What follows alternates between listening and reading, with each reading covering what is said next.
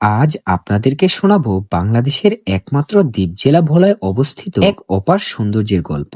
একটি এমন জায়গার গল্প যেখানে পৌঁছাতে গেলে আপনাকে ছেড়ে যেতে হবে শহরের কোলাহল, ছেড়ে যেতে হবে মোবাইল নেটওয়ার্ক, আর হারিয়ে যেতে হবে প্রকৃতির এক নিঃশব্দ রাজ্যে।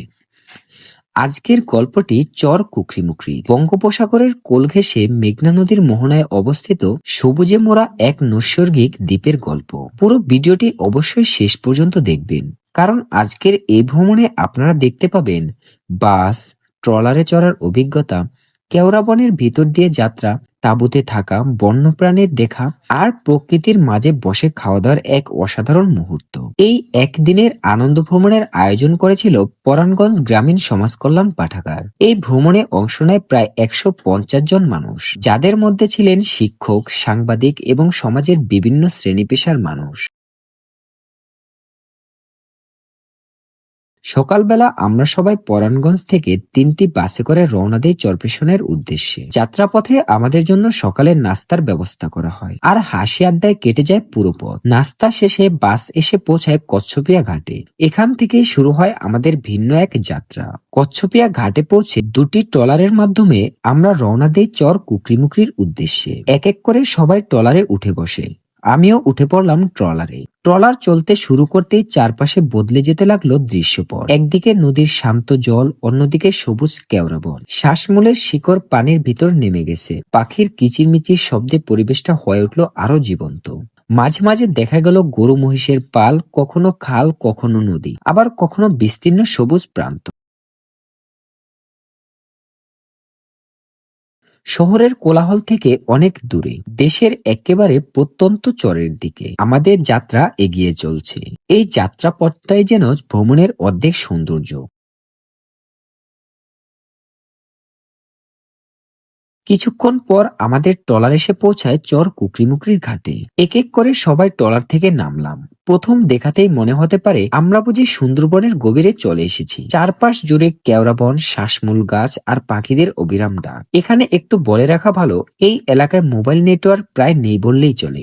গ্রামীণ নেটওয়ার্ক ছাড়া অন্য কোনো নেটওয়ার্ক কাজ করে না। এখানে একটি ছোট খাল রয়েছে, যার এপার ওপার পারাপারের ভাড়া মাত্র 10 টাকা। হাঁটতে হাঁটতে আমরা পৌঁছে গেলাম এই দ্বীপের ওয়াচ টাওয়ারের সামনে। ওপর থেকে পুরো এলাকাটা দেখলে বোঝা যায় কতটা বিস্তৃত আর কতটা নিঃসঙ্গ এই চর কুকরিমুকরি। এরপর আমরা যাই চর কুকরিমুকরির বিখ্যাত নারকেল বাগানে।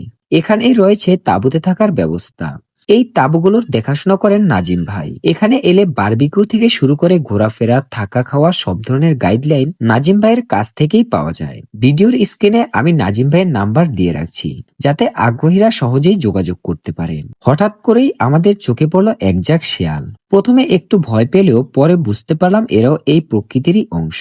এখানে রয়েছে বানর, শিয়াল, চিত্রাহরিণ, বনমোরগ, আরো নানা প্রজাতির পশু পাখি। দূষণমুক্ত সাগর পার, কেওড়া বনে আচ্ছন্ন এই চর প্রকৃতি প্রেমীদের জন্য একটা স্বপ্নের জায়গা। শীতকালে তো এখানকার সৌন্দর্য আরো কয়েক গুণ বেড়ে যায়, কারণ এই সময় এখানে আসে অতিথি পাখির দল। ভোলা সদর থেকে প্রায় 120 কিলোমিটার দূরে মেঘনা নদীর মোহনায় বঙ্গোপসাগরের কোল ঘেঁষে অবস্থিত এই চর কুকরিমুকরি। প্রবেশ পথ অনেকটা দুর্গম হওয়ায় এখানে মানুষের আনাগোনা কম, আর এই কারণেই এখানে গড়ে উঠেছে একটি প্রাকৃতিক বনভূমি ও অভয়ারণ্য। এখানে স্থায়ীভাবে বসবাসকারী মানুষের সংখ্যা খুবই কম। অধিকাংশ মানুষই জেলে, যারা নদীতে মাছ ধরে তাদের জীবিকা নির্বাহ করে থাকে। কিছুক্ষণ পর আমাদের ডাকা হলো দুপুরের খাবারের জন্য। প্রায় 150 মানুষের খাবার এই খোলা আকাশের নিচেই রান্না করা হয়।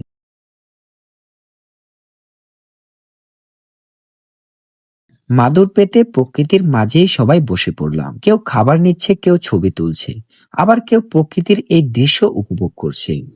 প্রকৃতির কোলে বসে এভাবে একসাথে খাওয়ার মুহূর্তটা ভাষায় প্রকাশ করার মতো নয়। এই সময়টা ছিল পুরো ভ্রমণের সবচেয়ে আবেগঘন অংশ।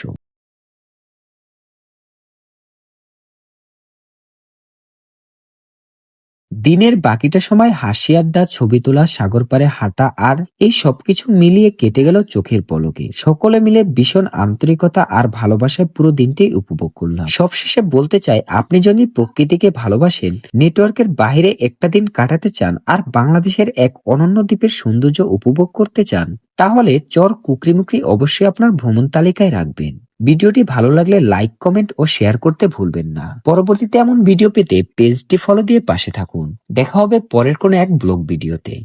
সেই পর্যন্ত ভালো থাকুন, সুস্থ থাকুন। ধন্যবাদ।